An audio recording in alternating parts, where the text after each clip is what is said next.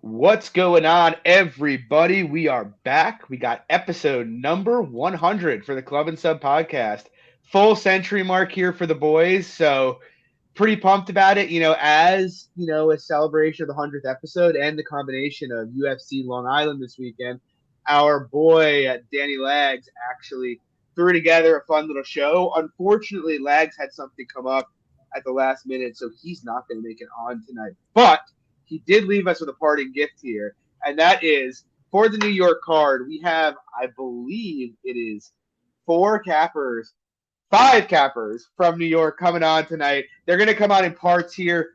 Before we get into it, you get me as usual, John at MMA Fox, Luke at SWR_betting, and our first guest of the night to get us started with the first two fights of the night.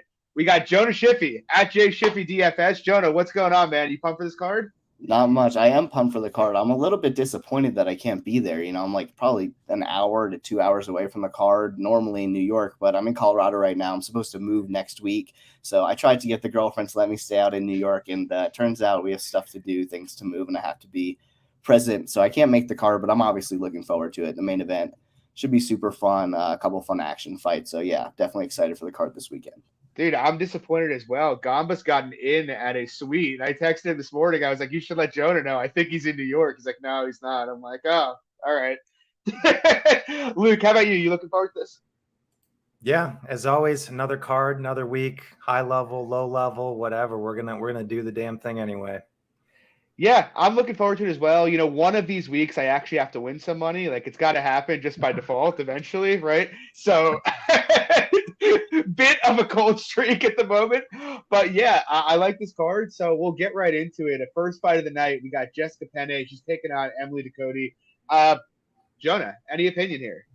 Yeah, well, it's funny. We were just talking pre-show. Like, I didn't know who Emily Ducote was outside of like that viral KO she had a few years ago until like 40 minutes ago when I decided okay, it's probably time for me to look into the fight I'm supposed to talk about on the Club and Sub show. I haven't talked about MMA in front of a camera for a few months, and I gotta say the absolute best part of not doing content anymore is you can just see fights like this and absolutely skip it just right off the bat, save yourself some work. But I did about 40 minutes of research into the fight. I'm obviously, relatively familiar with Jessica Penne. I think it's an interesting fight in terms of the line. We have the newly hyped, I guess, UFC fighter making her debut, and Ducote is a slight favorite.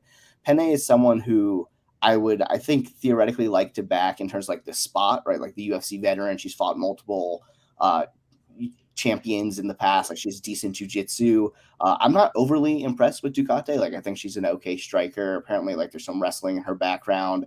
But mostly, I'm a little bit worried that Penne is 39 years old at this point. She's been basically a walking punching bag for the entirety of her career. And although she's a decent grappler, I'm not that confident that Penne is going to get takedowns in this spot. And if she doesn't and they stand at distance, I think she's drawing relatively thin. So I guess I favor Ducote, but not someone who I'm going to lay chalk on in her debut. If I had to bet a side, it would probably be Penne. Maybe if the line gets out there, maybe if someone at Circa puts down 50 to 100K on Ducote, we'll come in on the other side. Luke, what do you think of this fight? Yeah, I've actually been off the top, I'm happy for Ducote getting the call just because I'm that, I'm the WMMA guy. I've been watching Invicta for years, so I've been familiar with Ducote for a long time. Obviously had, a pretty rough start, to her career, and she's kind of built it back up, kind of entering her prime, at 28 or so. But it's honestly a weird matchup, and off the top, the spot, kind of what Jonah was talking about too, just kind of concerns me, WMMA, debutante, highlight reel, viral KO, favored, battle-tested vet, automatically that makes me interested in the dog. And even that aside, I still am kind of interested in Jessica Penne, to be honest. I don't really want to do it. I put out a stupid tweet the other day as some dude messing with some guy's fishing poles. The market and the books trying to get me to bet Jessica Penne. I think if she gets to plus 150, I'm probably going to do it. I would favor Ducote on the feet. I think she's a bit more technical, a bit crisper, but I wouldn't also say she's a volume machine by any means. She's kind of a bit static, a bit rigid, a bit stationary. She's pretty hittable. She's a really small 115 too. She's not a very big, imposing type of girl. And if you really go back and look at, the career for her and where she's historically struggled despite recently receiving her black belt, it's on the ground. It's with more physical parties. When she gets taken down, she tends to play guard. We saw that in the Lima McFarland fights. We saw that later in some of her Bellator fights. When she gets taken down, there just is not much of a sense of urgency to get up. She's going to threaten stuff and attack arm bars, but usually she's dropping extensive minutes in the scenarios that she has taken down. So do I think Jessica Penne is an excellent wrestler? Absolutely not. But like I said, she's big, she's physical. I would give her significant advantages in the clinch, specifically in this fight, which I do think could open up takedown sequences for her. And I would still say that Penne is probably a better grappler than Ducote is as well. So I put the fight pretty much at like a pick. I think so. That's why I think more so the side is Penne. Once again, though, 39 years old, hard to kind of trust her. But yeah, laying chalk WMMA debutantes, try to stay away from that and look the other way. Yeah, I have a small bet on Penne. I had a bad line. I got plus 120, but if you've been paying attention this year, reverse CLV is the new meta, since that's all that wins anymore. I'm obviously joking, but in all seriousness, I actually like Ducote as a prospect, to be honest. She does some cool stuff. She's a pretty good counterpuncher. She's got okay physicality. I just think her game is very, very technical. And honestly, even as a grappler, I think she's okay as a top player. I think my issue on the Ducote side is twofold. The first being, I do think, she's obviously a very good hammer, but I'm not really sure how well she is as a nail. If you go back and watch her fight with Juliana Lima, you saw her getting backed up a fair bit in that fight and actually dropped the first round and have a very competitive third round with a very washed Juliana Lima. And Lima, basically, the place she had success was just going forward. And then even in her last fight, I found it disconcerting how much time Alicia Zappatella, who's really a 105-pounder, was able to get with her pressed against the fence. That seemed like it should have been a pretty clean fight. And obviously, Ducote ended up winning by doctor stoppage. And to her credit, she was winning the fight. But Zappatella won the first round on one card and was able to hold her on the fence for large parts of both of the first two rounds. And that's kind of scary to me with her taking on, a large strawweight in Jessica Penne. Ducote is a fairly small strawweight. Penne is a fairly large strawweight. And Penne's game tends to be, I want to get you up against the fence and see if either I can get you down or kind of, take your back in an awkward way. And so Penne's game seems to blend fairly well into Ducote's, stylistically. And then the other thing is just look, this is a pretty tough debut. I think the general consensus on Penne is she's not good, but the truth is, if you look a little deeper into her career, the only two women who have really run through Penne are Joanna Jędrzejczyk and Jessica Andrade, who are obviously at the highest of levels for women's strawweight. And so everybody else, she's a tough matchup. She's an okay grappler. I agree with both of you, not a great wrestler, but obviously very, very good jiu-jitsu. Even her striking, she's defensively very unsound, but her offensive boxing is not bad. And she has a very, very, she knows what she has to do, and she's very good at forcing it. She's very, very awkward because, if you go back and watch Lupe Godinez's fight, she was literally climbing her like a tree to try to get Lupe to struggle out of it and take her back. It's just a very strange matchup where it's there aren't many fighters in women's MMA or in men's MMA for that matter that fight like Jessica Penne does. And so Ducote's jumping in here in a debut and having to face this. And Penne knows she needs her on the fence. So I think it's very likely she's going to go forward here and force this into being a messy fight. To your point, Luke, if she gets on top, we know Ducote can get stuck on bottom. So I think stylistically it's a decent fight, even if I think physically Ducote's probably the better fighter and the more technical fighter. And then just factoring in the fact that Penne is just a much more tested fighter. She's got 9 UFC fights. She's been around the block. Ducote's debuting. She's just a tricky fight for a debut. I kind of make the line around pick, so I have a small play on her where it is now. But, it's not the most confident take in the world. Moving on, though, we have a fun one here. Well, fun one. Use that gently, lightly. But we got Dwight Grant taking on Dustin Stoltzfus. Jonah, I think you said you have a play here. What are your thoughts here? I do have a play here. I'm not going to lie. I did not think we were talking about this fight. I thought I had the Jung fight, but I can call an audible. I did play the over in the Dwight Grant fight.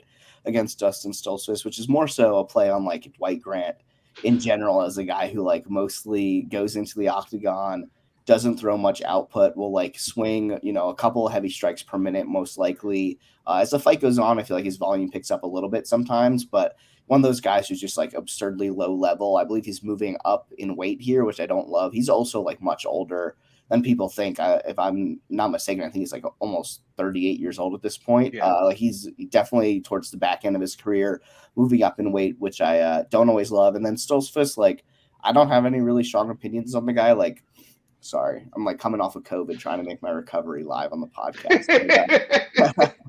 But like in terms of what I think of him, like he's been out grappled by some guys who are better grapplers than him, and I'm not sure that Dwight Grant fits into that bucket necessarily, but I'm also not sure that like he's going to be able to necessarily wrestle offensively here. And I understand the line coming in on him a little bit. Like Dwight Grant as minus 160 in the UFC doesn't make sense against pretty much anybody, but I played the over. I think I had minus 180 on it, about minus 181.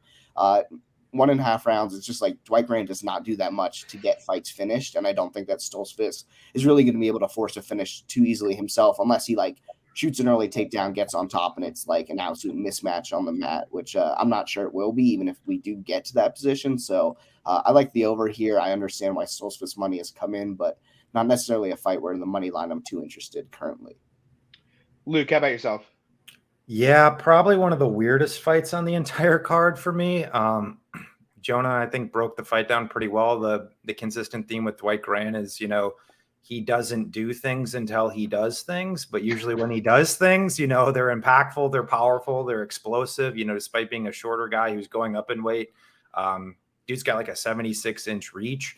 But yeah, he's just not the most processed guy. He doesn't really make in-fight adjustments, but like I said, I think he's a much better athlete than Stoltzfus. And the one thing as to why I like ever so slightly lean Grant in the fight is I just cannot unsee Stoltzfus getting just jabbed into oblivion by Rodolfo Vieira, who we know is, not a good striker. I mean, not only jabbed into oblivion, I mean, dude was busted up, dude was bleeding all over the place too. It's like for a base, jiu-jitsu guy to go out there and have the amount of standing success despite Stoltzfus outlanding him, that really concerns me against a guy in Dwight Grant. Once again, the volume is not necessarily there, but he's fast and he can crack. And if we're being honest, in many scenarios in that Dwight Grant Rodriguez fight, that fight probably gets stopped, in most scenarios with a knockout coming from Dwight Grant. So that's kind of where I'm at the same point.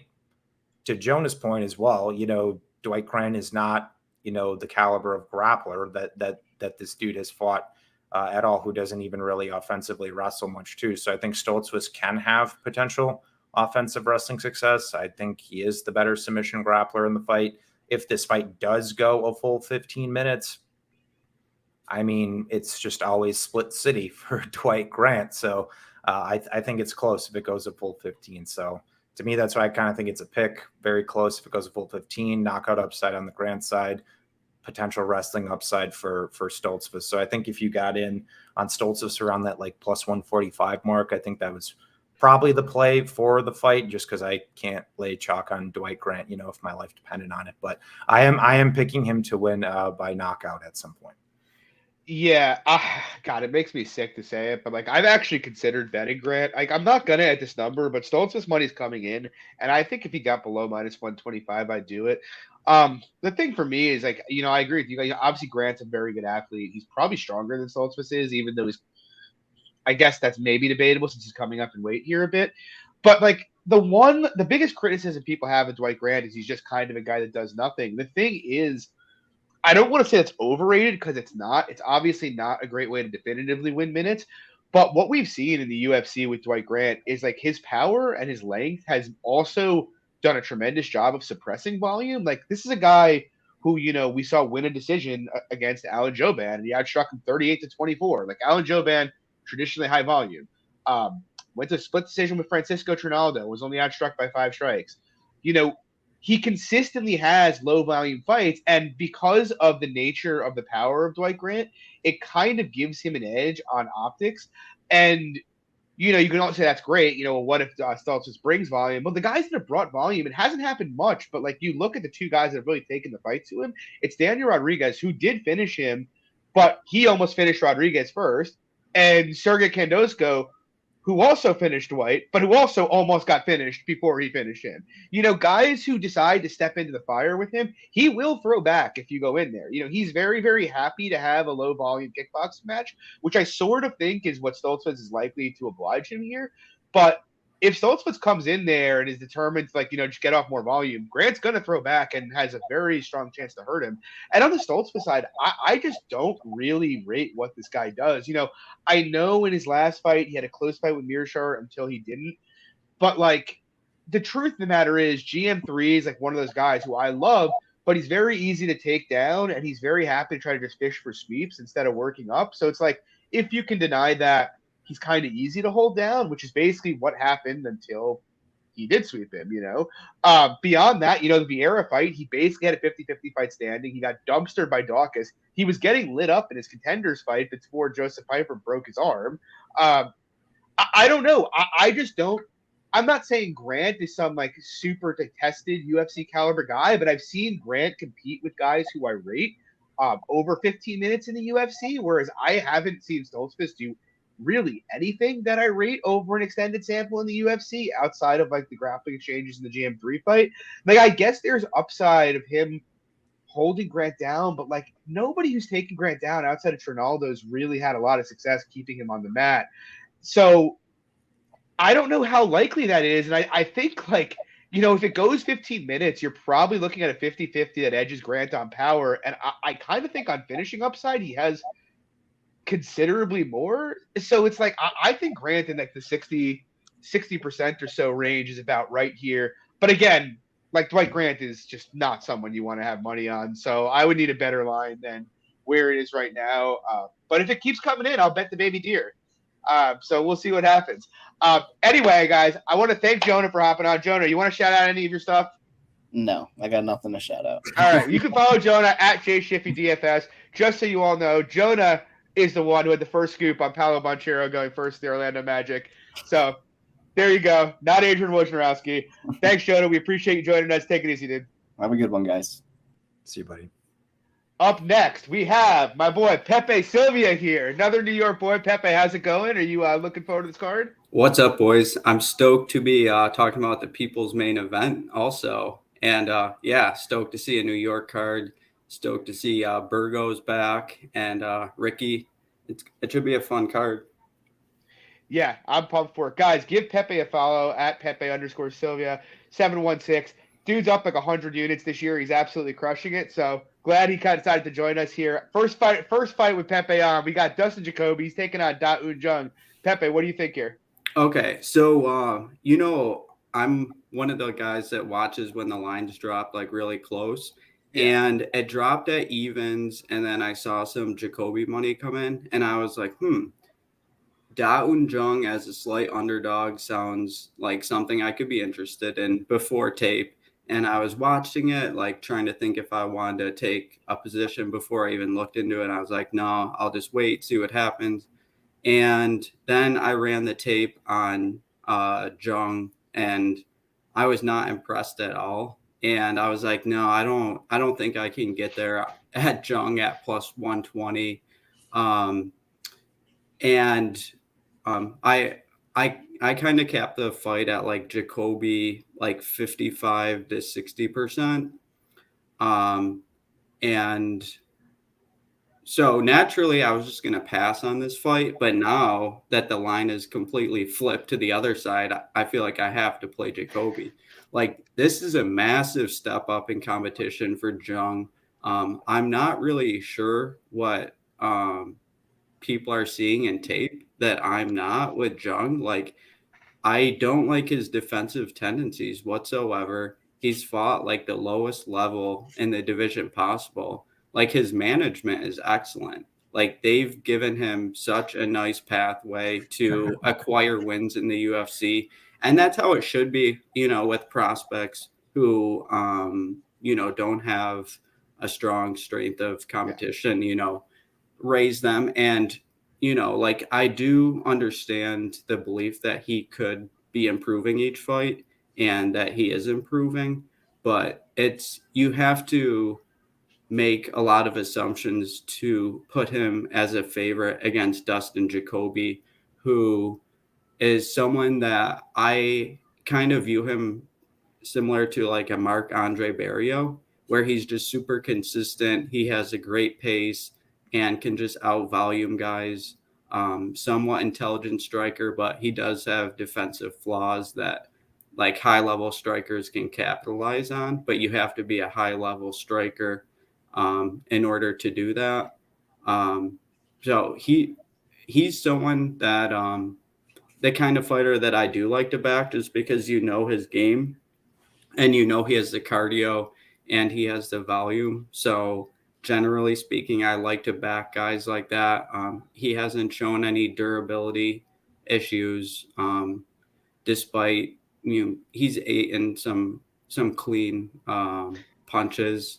So all in all, I was hoping to pass because I don't know. It was kind of like a dog or pass thing for me. And then, the money came in. Jacobi got tempting and I was like, yeah, I'll just pass. But now that he flipped a dog, I took a play on Jacobi at plus 112 right before I hopped on. What do you guys think? Luke, how about yourself?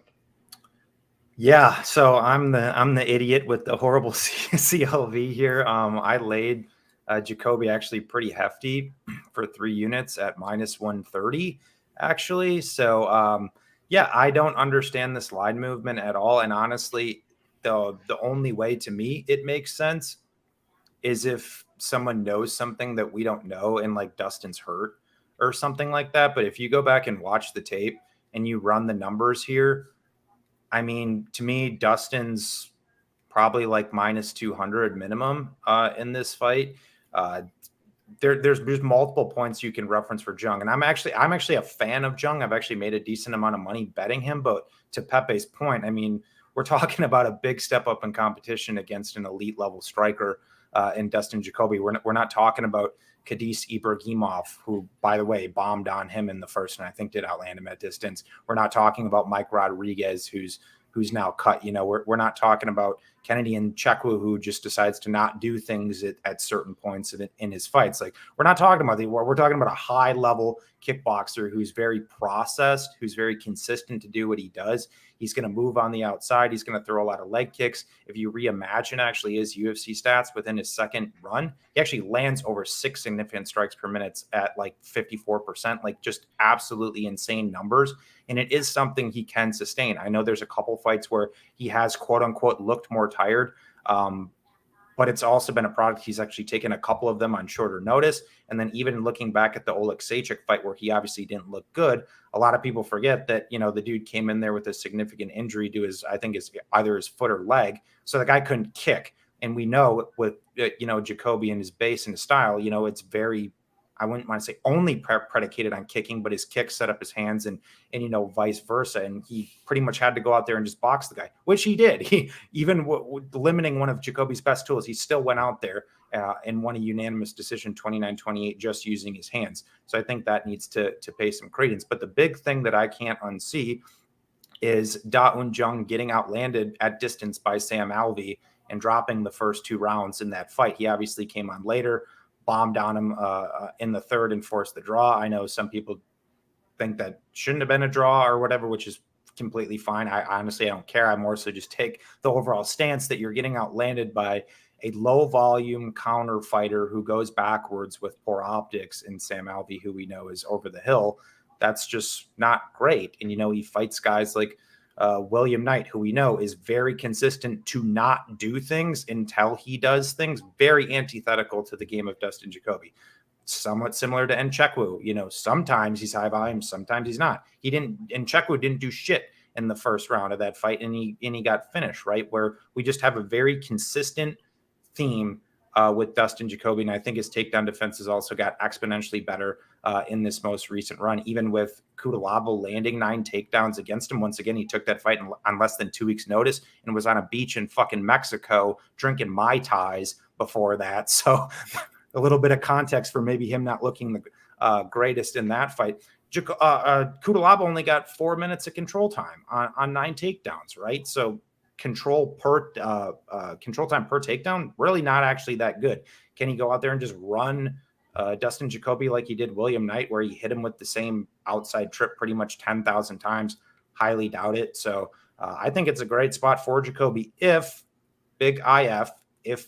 there's something we don't know and he's hurt or something. Jacobi being a dog is just indefensible to me. Yeah, I mean, I'm not going to add too much here. I agree with both of you guys. I also got reverse CLV'd here. I bet him at minus 130. Going to probably add to that position.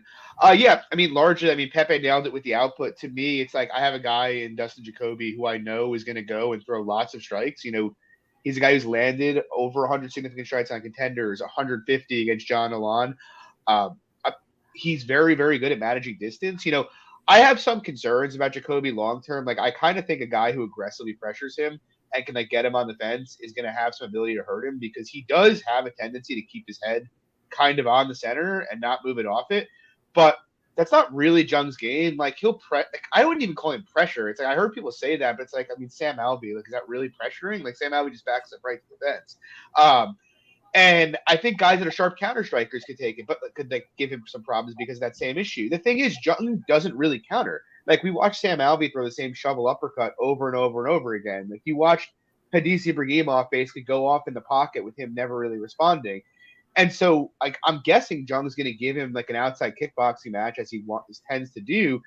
But I just think Jacobi technically is significantly better than him. He's faster. He does a good job of getting in and out of the pocket. His volume should be a lot more reliable. And so, like, I look at the fight and I'm like, well, Jung could definitely KO him. He obviously hits very, very hard. But other than that, like, his best path to victory seems to be the wrestling way. And, like, I know he got 8 takedowns against Knight, but like the defense for that inside, the thing is, people need to contextualize William Knight as like one of the worst MMA fighters in history. It's just, I love William Knight, but he is terrible at MMA. Like, the defense for that outside trip is literally just push your hips back. Like that is it, literally it. And I've seen Jacobi do that just about any time anyone's clinched up with him. So it's like, I don't really expect him to get taken down. And even if he does, I also have a high degree of confidence that Cutelaba and Grishin are better on top than Jung is. So I'd be surprised if he gets held down. I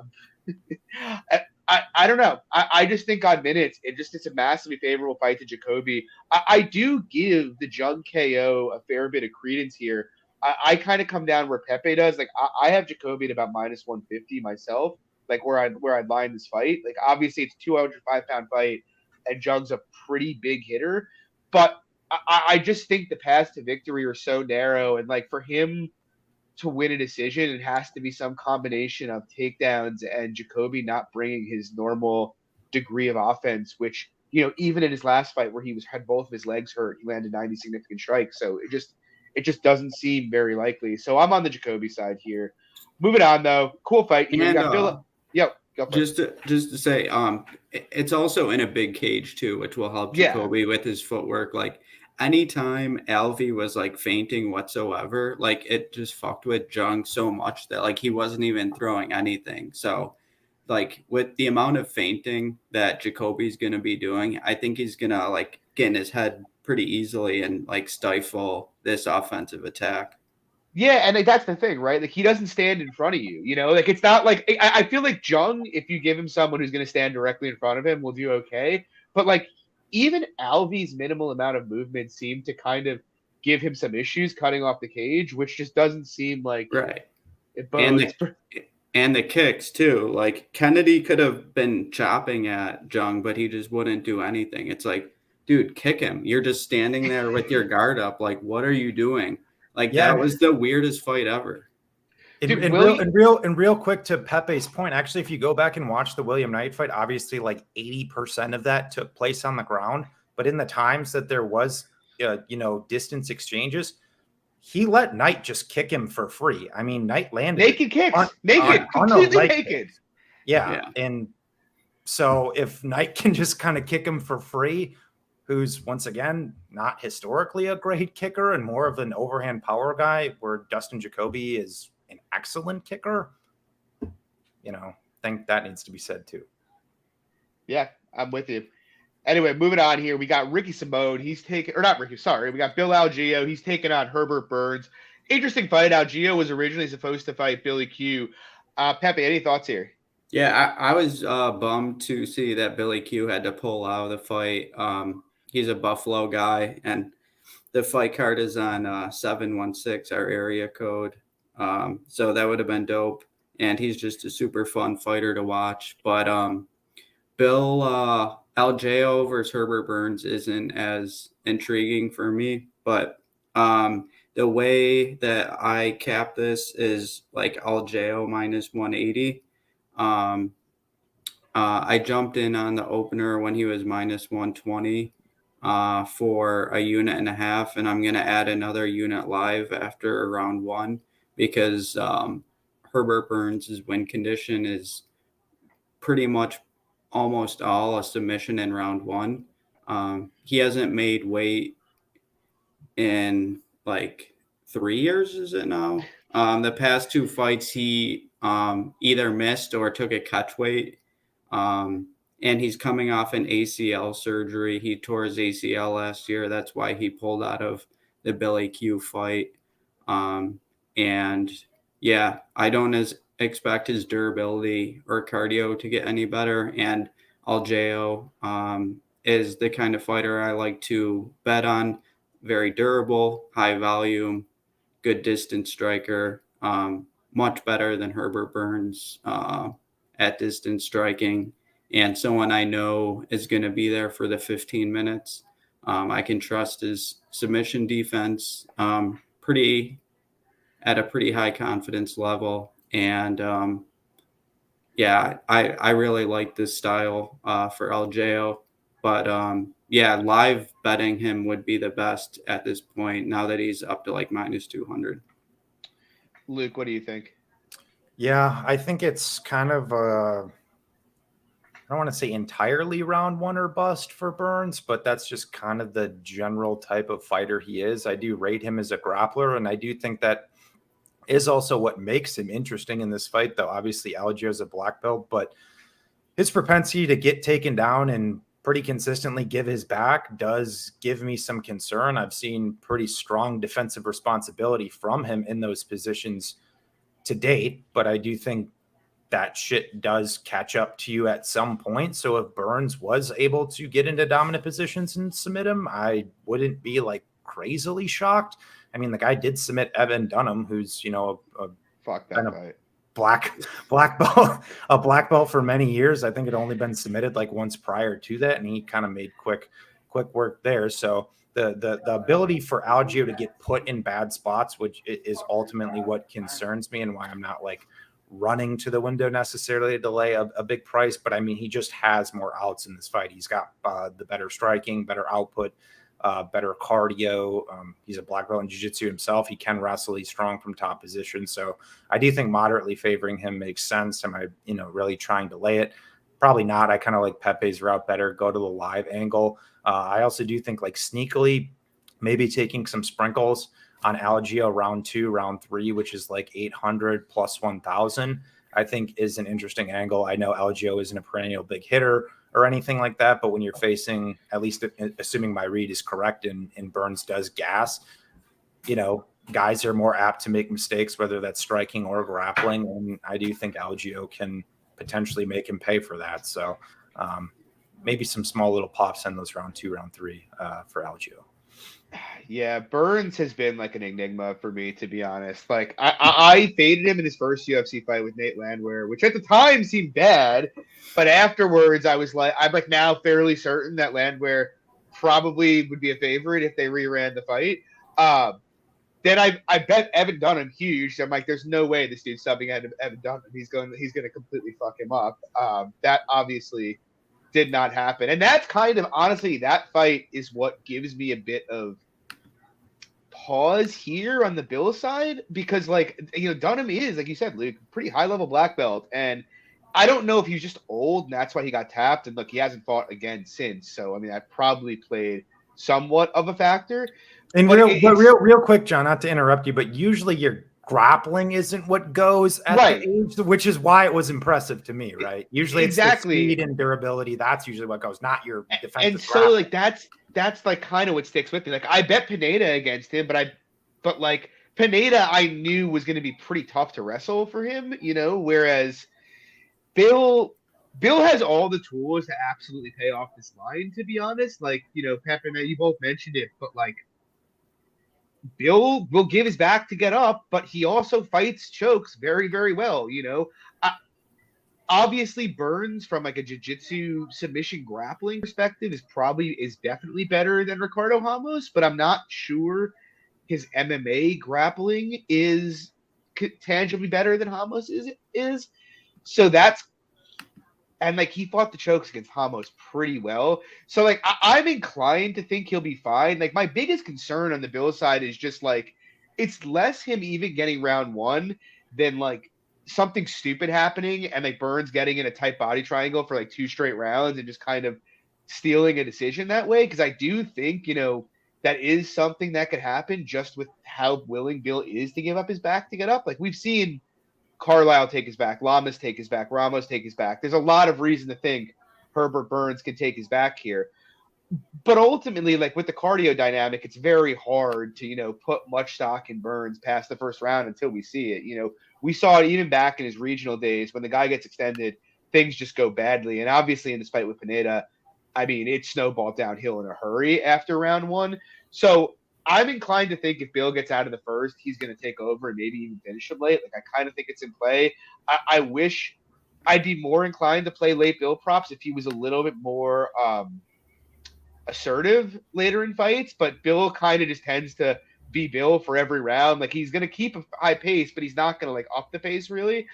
But I would have played Bill at minus 170. I just didn't have a book with it available. Probably passing here. I do think. I shouldn't even say I think there's a side. I don't really think there is. I think obviously, you know, the angle we're all hoping for here is, you know, a decent shot at Bill live for a better price than his money line after a round. We'll see if we get it. But, I mean, Bill's the lead. Moving on, though, we have a really cool fight here. This is maybe the people's main event. Certainly my main event. We got Ricky Simone. He's taking on undefeated Jack Shore. Pepe, throw it to you again. What do you think? That's not mine. I have someone else. I had I had Billy Q and Algeo, and then both my fights got canceled, so they merged together. Okay, so that was that one. Hold on, let me grab it real quick because Lag sent me the list. I just had the 2. All right, you had the 2. Well, I'm sorry about that. Yeah, that is my bad. All right, get Pepe, out of here, Pepe. Yeah, you want to shout anything out before you go? No, man, I'm not plugging anything. I'm the plug. Follow me at Pepe_Sylvia716 and let's talk some fights. Yeah, talk to Pepe. He's sharp as shit. Join Spaces. He's on there most weeks. Really fun guy to talk to. They're fun as hell too. They are. They're electric, guys. Every Saturday night, or in this case, Saturday afternoon, I suppose. Yeah. You're not making the trip down, are you? No, because I'm going to Vegas in like a month. So. Okay, that makes sense. That's fair. Yeah, well, Pepe, thanks. Yeah. Thanks for joining us. We appreciate it. We'll see you soon. Oh, yeah, brother. Thanks. Later. Thanks, brother. Well, bit of a snafu on my end there. Gombas should be joining us any second now. You know what's funny? I saw Algeo Quarantillo, and I saw 3 fights that Lags had sent me, and I just didn't realize that the last one was Burns and his original opponent. But I guess we can, you know, jump into it right now.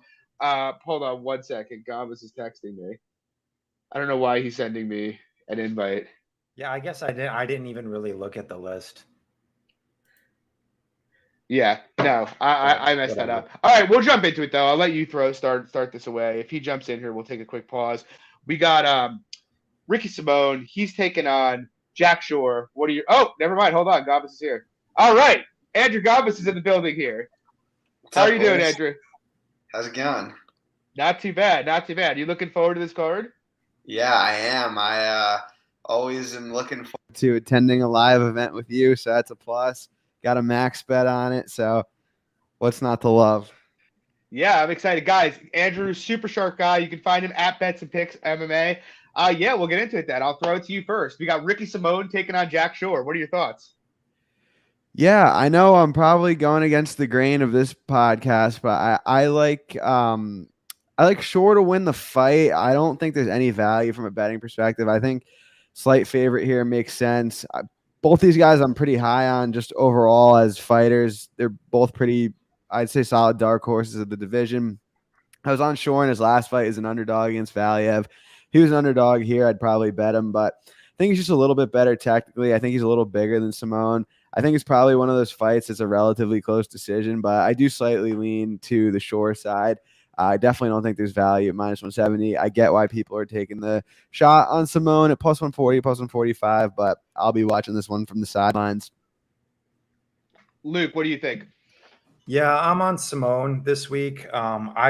Off the top, I mean, I like Shore. I'm not downplaying his skill set, his abilities at all. I think he's obviously a very well-rounded, solid fighter. But at least in relation to this matchup and taking his biggest step up in competition against Ricky Simone, there are a couple more recent fights for Shore that do give me some issues. The main one being his fight against Hunter Azure, who I would classify as a Walmart version of Ricky Simone, where, he was able to force a split. Should that fight have been a split? Probably not. But nonetheless, it was still, reasonably competitive. The guy has shown he can be taken down. He can get hit clean. Even go back to the Valiev fight. I mean, you take out the knockdowns in the third round in that fight. I mean, we're talking a 1-1 very razor close fight outside of that. Valiev was able to get off on kicks. He was able to get off on his strikes. He was able to threaten Shore with some submission attempts too. And my thing with Simone is, outside of the 135-pound division in general, I think just Ricky Simone's one of the best wrestlers, in the UFC. He's one of the few guys who actually, picked up Marab and, tossed him around for a little bit, at least early, in their fight nonetheless.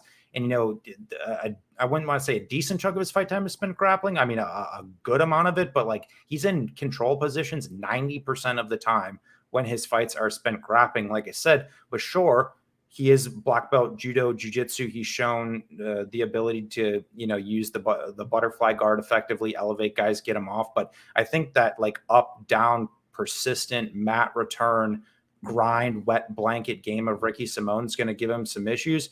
And I would slightly lean Shore on the feet because I think he's just a bit more technical. But I think Ricky's also gotten a lot better in terms of his hands and stand-up. He is pretty consistent to throw. I think his footwork's gotten a lot better. I think his defense has gotten a lot better. I think he's just actually a bit more processed on the feet now than he was before. So I don't think, if this fight's standing that, Ricky is screwed by any means. Like I said, I would lean Shore in that scenario. But my general take is I think the fight's just close. I think it's a close fight where I would ever so slightly lean to Simone. I think he should probably be about like minus 120 or so, because I do think his style, one, is just incredibly difficult to win minutes against not only on the feet, but on the ground, obviously being the more battle-tested guy who's fought the much higher caliber of competition. Like I said, despite the beautiful record for Mr. Jack Shore, it hasn't come without any, adversity against maybe not the greatest of competition. Ricky Simone's a perennial top 15 guy. So do I have any supreme degree of confidence in Ricky Simone? No, but I do think this line is off. And at the end of the day, everyone's has to go, at some point, unless you're Khabib, right? Everybody loses. So I think Ricky Simone's going to give him an honest scrap. So I was willing to get involved there. Yeah, I love Ricky. Here, I think the line should be flipped personally. Which is to say, I don't make him like a big favorite, but I do. And I'm not going to go all narrative, but like the fight, I've mentioned it to a few people this week, but something about this fight, I shouldn't even say something. I mean, there's obvious parallels. It kind of reminds me of like when Brett Johns fought Aljamain Sterling. Obviously, Johns is one of Shore's main training partners. Johns was undefeated at the time. Sterling was coming off a loss. Obviously, Simone is not. But that fight went off at even money, and which obviously in hindsight's crazy. And Algeo obviously dealt with him accordingly and took care of business fairly easily there. And it's just something like about, look, I like Shore's game. Jack Shore, to me, he's the kind of guy, when he fights guys outside of the top 25, he's going to consistently get like -4, -500 lines, because lower level competition, he's just going to bury. It's very well processed. He's a strong technical striker, but I think he lacks the athleticism and the strength to really bang with like the higher tier of the division. Look, he's a decent grappler, but like there's a big difference from being like a decent grappler for like the UFC and like a Welsh guy and being like an elite American wrestler, which is really what Ricky Simone is, at least for MMA. And I can't. Luke touched on the Azur fight, so I won't touch too more on it. But Valiev got him down twice as well. There's just, like I said, I don't hate any aspect of Shore's game, but he just seems to me like a guy who has a definitive skill cap here. He's fairly slow. Obviously, he seems to hit reasonably hard. He hurt Valiev twice, but he also lost minutes on the feet for a lot of that fight until Valiev started to slow down. We saw him get outlanded at distance by Hunter Azure, who's, by the way, taking L's to 40-year-olds on the regional scene right now. On the other side, it's like Simone. I mean, this is a guy who literally went out there and had a close decision with Rob Font and was actually competing in the stand-up there. Like, I'm not saying I favor Simone in the stand-up. I don't. I probably give Shore a slight edge just because he's better technically there. But Simone, in my opinion, is a lot faster than Shore is. He's a lot more explosive. And to your point, Luke, we actually seen some decent improvements in his last two fights against Keller and especially against the Sun Tzu. And I know a Sun Tzu is older, but for one thing, we've never seen a Sun Tzu get washed on the mat the way Simone did. And then in round 2, I mean, he was making him miss out of his shoes on the feet and then obviously hurt him bad there.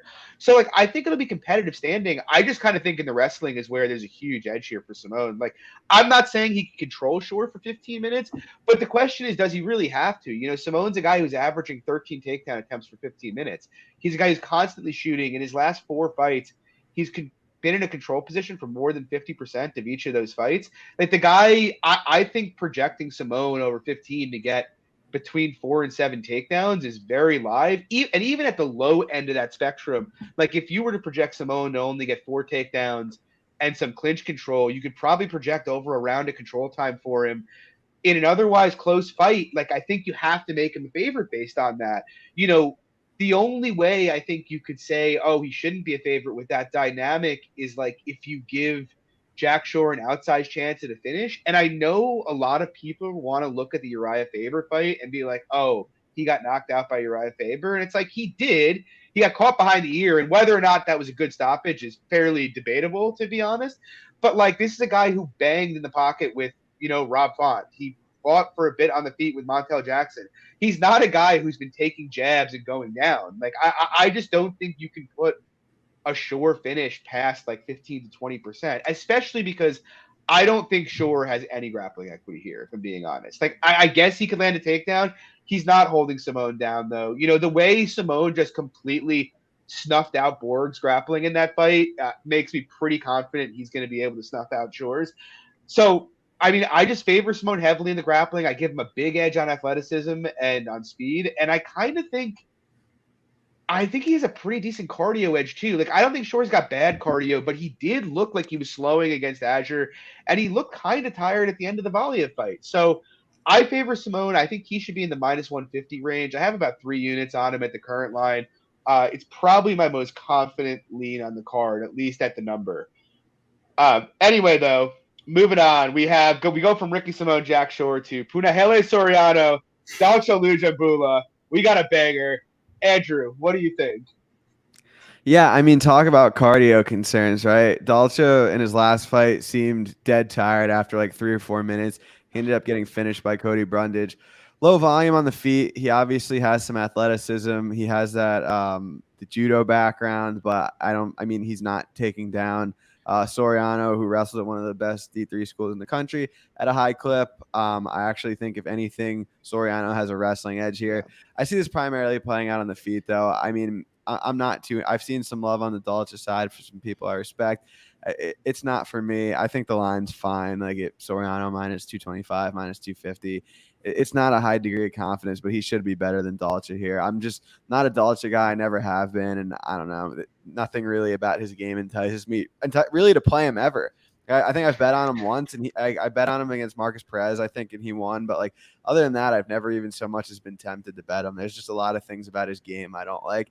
And there was a time where you could have gotten Magomed Ankalaev at better than -200 against Dalcha, Lungi, and Biola. So that's the world we once lived in. But yeah, I'm picking Soriano, not with a huge degree of confidence. I think the line's about right.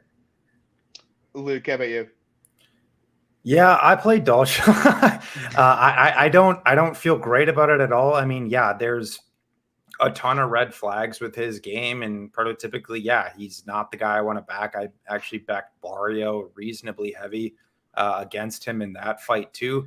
But like how I look at it is, I don't concede the fact that I think Soriano should be favored, but I mean, this is just honestly one of those plays. It's just a pure play into the numbers for me. Not that I feel great about it or anything. It's one of those plays I am down to lose my money here. Like I just am.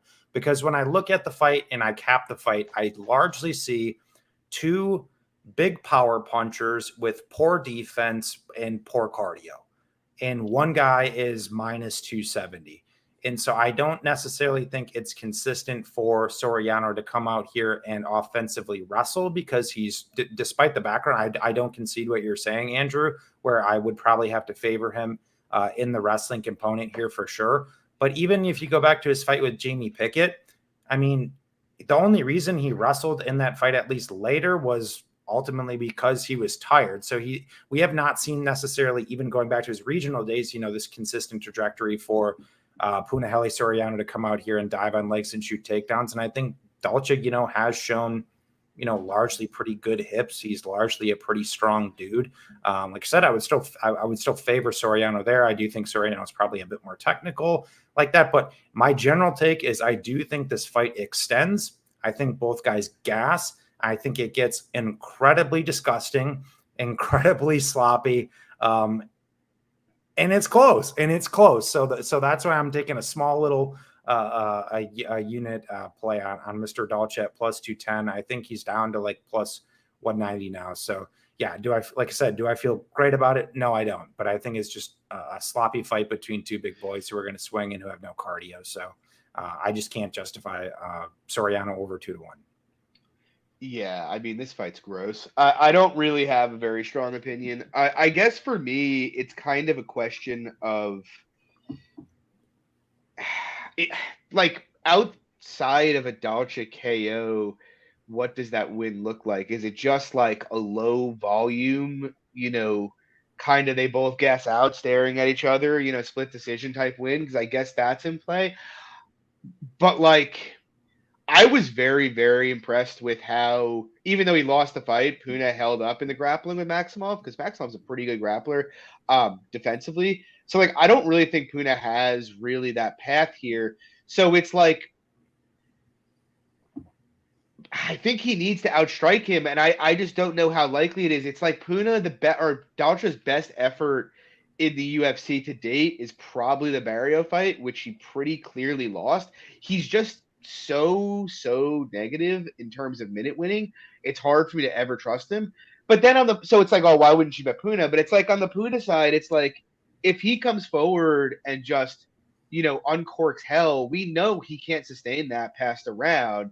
So it's like Puna, if he doesn't get him out of there early, is very likely to oblige a kind of slow, drag him out, boring fight that could potentially jeopardize his own line. So I don't know. Like, I don't have the bet. Honestly, I think if Soriano was smart, he would just go to the wrestling here, because I do think he could flat out wrestle him. But like that it hasn't been his MO in the UFC. Like Piakota came out swinging, Todorovic came out swinging. Allen didn't even try to take Allen down in that fight, even though that was a very clear, path to victory for him. So it's like, I don't trust Soriano to do that. And so I guess when looking at it, it's funny because like I was dead certain that this was going to have like an ITD priced at like -300, because both of these guys historically have had ITDs priced way too low. But I guess the market's caught on to that.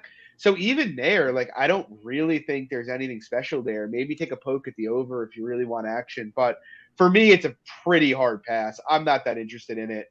But I'm also picking Soriano here. I just think he's a far more skilled fighter.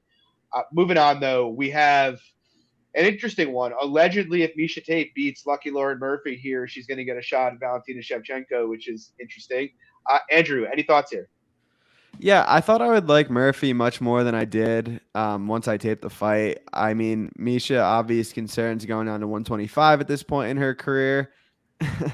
Yeah, see, I don't know about that. But yeah, I mean, going down to 125 in her mid 30s, if Murphy wasn't 38 herself, I would probably take a shot here.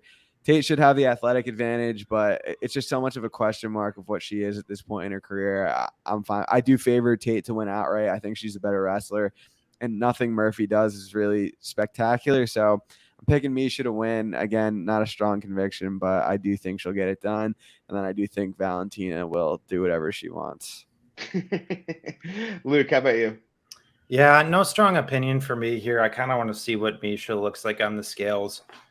Personally, I did do more of a deeper dive actually back into Tate because originally I was thinking I was going to be playing Murphy, and I actually still might, depending on like how much this line continues to go up. But it's just kind of also hard for me to unsee the grinding based game plans that have essentially beat Murphy or lost Murphy minutes or lost Murphy rounds. Like even more recently against Roxy, Murphy obviously won that fight, but she still got stuck against the fence for like 4 minutes, which is like why are we getting stuck there for 4 minutes?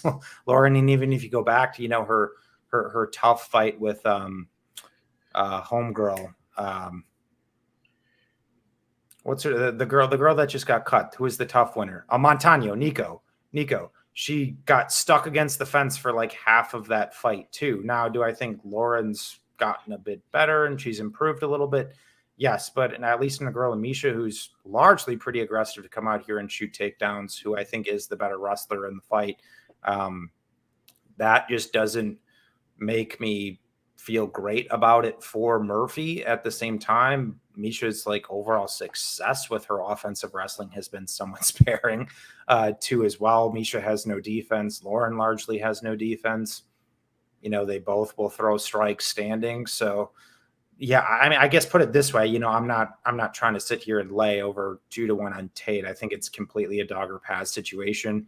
Whether I get to the window on it or not, I guess we'll see where the price goes. But I think favoring Miesha makes sense. Yeah, I mean, it's funny because before I looked into this, I was like very confident that I'd have like a decent sized bet on Lauren Murphy here.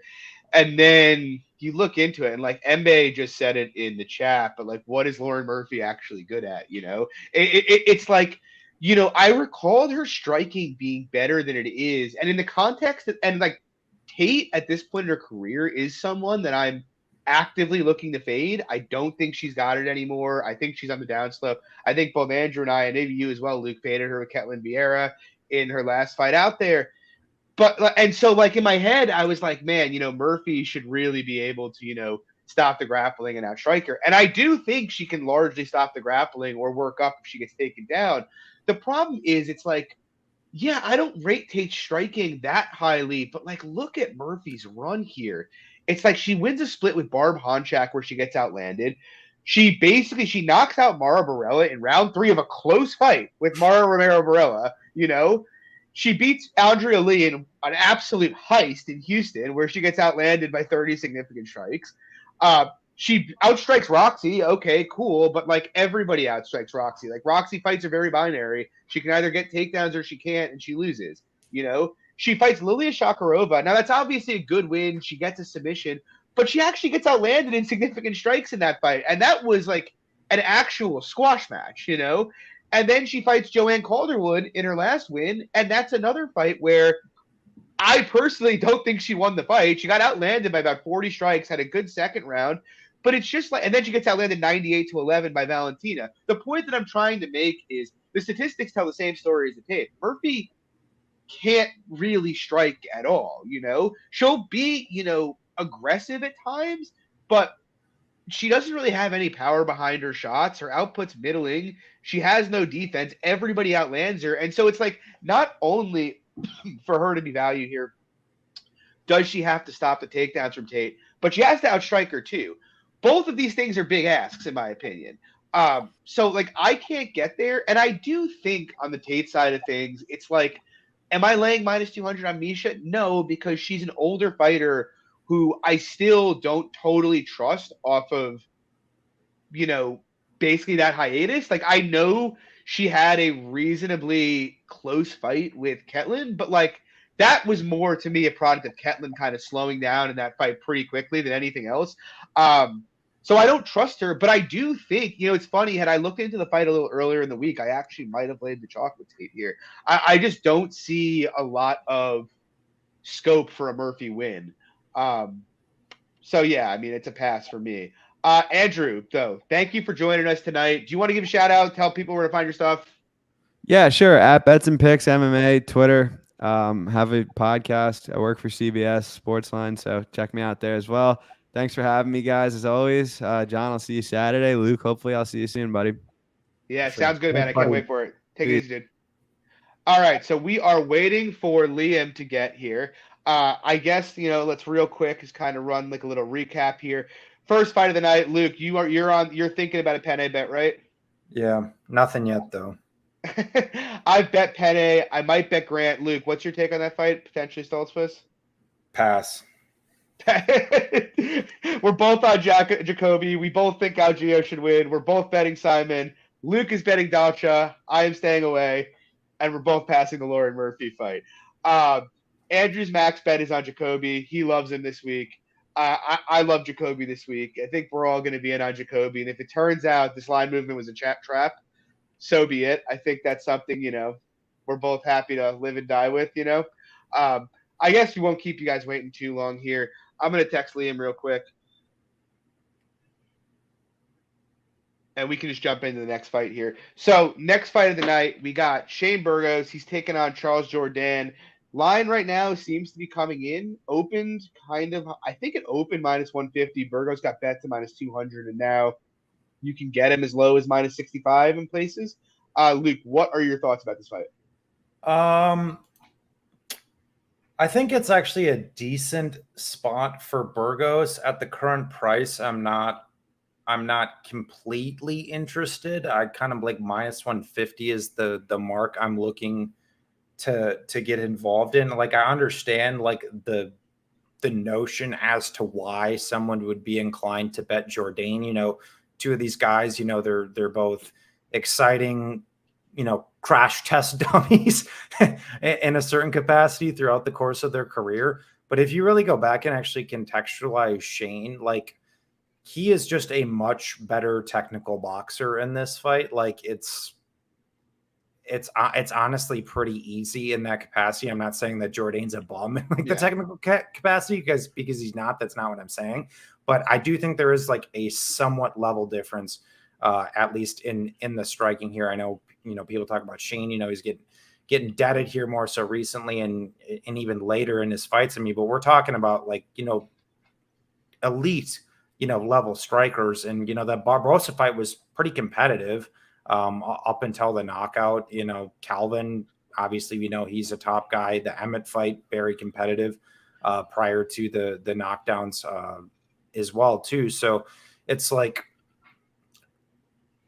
I don't want to say Shane's better defensively because that's not necessarily true. But what he does do actually really well that I don't think is given enough credit for is that he rolls with shots very, very well. I know he gets hit a lot, but he doesn't always necessarily take them clean. I think he's probably better, at least with the low leg kick than Jourdain, where I'd probably favor Jourdain with like the higher kicks. But I think that pressure and pace that Shane brings is going to give Jourdain a ton of issues. So if he does not get Shane out of there late, I think Shane can potentially break him, if not win, 29-28 decision. There's just a lot of fights for Jourdain that concern me, where he also has not fought the caliber, specifically in the boxing that Shane is. So, outside of maybe Andre Ewell, where, obviously we know Andre Ewell is a good boxer, but we know Andre Ewell is kind of a snowflake with no gas tank too. So who also can't check kicks. So there's that. I just do think it's somewhat of a levels fight, but it's also like a fight I'd classify like Shane wins assuming it goes a full 15, a reasonably competitive back and forth scrap at a moderate clip is kind of how I would classify it. Yeah, I mean, I am. Oh, we got Liam here. I will let him. Liam, how are you doing? I'm doing quite well, gentlemen. Straight from jiu-jitsu mats right to the camera. How we doing, folks? Great. I'm pumped you could make it here. Got in just in the nick of time, guys. We got Liam. He's at Liam Picks Fights on Twitter. Has his own podcast, super sharp. He's having an absolutely huge year. Liam, what do you think? First of all, what do you think of the card? I think that this is one of the better offerings from the UFC, especially on the free side of things. Sometimes, you get what you pay for, and we get a really nice pay-per-view event with a lot of good fights. But I thought that in terms of betting opportunities, this was one of my favorite cards of the year. I definitely have a lot of spots. So excited to talk about some of them with you guys right now. Yeah, so you got Shane Burgos, Charles Jourdain. First up, what are your thoughts? So number one, I'm biased as shit. First and foremost, Shane Burgos from Section 9, New York, stand up. We don't have a lot of guys that make it to the UFC. Shout out Dennis Bermudez from Saugerties, New York, also on the all-time wins list for the wrestling around here. And I think that as far as Shane Burgos goes, he's got really well-rounded skills. I think that we haven't always seen that in the UFC. He's kind of an action-first fighter. It's part of his nature, it's part of his style. But I think if you watch his regional fights, his amateur fights, I think you see he's got very good grappling. We look at other fighters on this card. Bill Algeo, black belt in Brazilian Jiu-Jitsu. Last time he was submitted in professional MMA was by Shane Burgos in CFFC. So I think that when you look at guys that have kind of hidden talents, I think Shane Burgos is one that you'd consider among them. And we've seen that Charles Jourdain has been making those improvements on the ground. So you want a good ground game if you're going to back somebody against him. I think that Shane Burgos does have that. And I think on top of that, he's got some big anthropomorphic advantages. He's a massive featherweight, one of the biggest in the division. And I think that, maybe that's not going to be sustainable forever, but he's 31 years of age. There's a lot of guys at the top of the division that are kind of around that same age. So I don't think that he's washed or too old. We see a lot of guys go through some tough fights. And thankfully for Shane, a lot of his fights have been 3 rounds. He hasn't been doing a lot of these 5-round bangers like a lot of guys have. So I think that for his sake, that is also part of the reason why he'll be able to have a little bit of longevity. But he's got to clean up the defense just a touch. I think that in this range, he might be playable. But I did get involved at a minus 165 tag. I didn't know how much better it was going to get than that. But I do think that Shane Burgos, for me, was the side in this fight. And I think it should be a good fight. I think that Jourdain has been coming on lately, but I think it's an uphill battle over 3 rounds. And we saw, even in the Julian Erosa fight, he dropped Erosa. He was so tired, he couldn't do anything about it. Erosa got back up, snapped down front headlock, and it's all over. So I think that Shane Burgos, what you're going to get is somebody that's a soldier, fights for your money, comes forward, throws a ton of volume, and he's going to get in somebody's face and make it a fight. And I think that he's got some advantages doing that this weekend. So looking forward to that. Yeah, I agree with you. I also love Shane here, to be honest. It's kind of weird because I kind of feel like it's not like I wouldn't call Shane's career a disappointment by any means, but it's like if you were to rerun his career and the exact fights he's had 100 times, there's probably a number of scenarios where he's fought for a title at some point. Like you look at the fights he's had that could have kind of gone either way. 50-50 fight with Calvin Kattar until he got knocked out. The Emmett fight, really, without the 2 knockdowns in round 3 of that fight, he probably wins it. His fight with Edson Barboza, he's one of the few guys that actually started to adapt to what Barboza was doing and start countering him hard and using leg kicks back at him. Unfortunately, it hasn't worked out that way, but nonetheless, he's been one of the more consistent featherweights in the UFC. And I think you nailed it, Liam. Like the size aspect here is huge. First of all, like Burgos is a big 45er, and Charles Jourdain's fought at 135 in the past before. So you're dealing with an enormous size gap to begin. And then like stylistically, it's like, I get it. People want to get excited about Jourdain striking. He's very flashy. He obviously put on a great performance against Andre Ewell. But what we've seen is he is very, very defensively open and easy to hit. And while I'd agree Shane needs to touch up the defense, he actually rolls a ton. He doesn't take, outside the Emmett fight really, that many shots square. He does a great job of rolling shots. Like I think we have this memory of him, obviously the times he's been finished in the UFC, but like everything else in between, he does a very, very good job of rolling and countering. On top of which, the guy's very, very high output and he loves to come forward. And what we've seen from Charles Jourdain is the guy is somewhat allergic to pressure. Like you look at the Erosa fight, he basically wasn't comfortable for that entire fight. I mean, the only reason he wins the second round there, and you touched on it a bit, is he dropped a roast of cold and almost finished him there. But we know Shane's durable. He basically loves to come forward. Jourdain doesn't like going back. And the interesting thing is, like, I always consider like Jourdain a bit of a builder, but he's also a very slow starter. And on the other side, you have a guy in Burgos who is also a builder, but a pressure fighter and a very fast fighter. Like, I get it. Some people may see it like, oh, stand-up fight. I don't want to lay a minus tag here. But I can't think of many fighters who stylistically are a worse matchup for Jourdain in this division than Burgos is on the feet. The guy's much more proven. I think he's a much more dangerous finisher at this juncture in their careers than Jourdain is, despite, all of Jourdain's finishing highlights. They've largely come against low-level competition. I just think it's a bit too much too soon for Jourdain here. I personally think Burgos is closer to about 70%. I snagged him at like minus 155. I honestly don't think, like, if you can get like minus 170, though, it's the worst look in the world.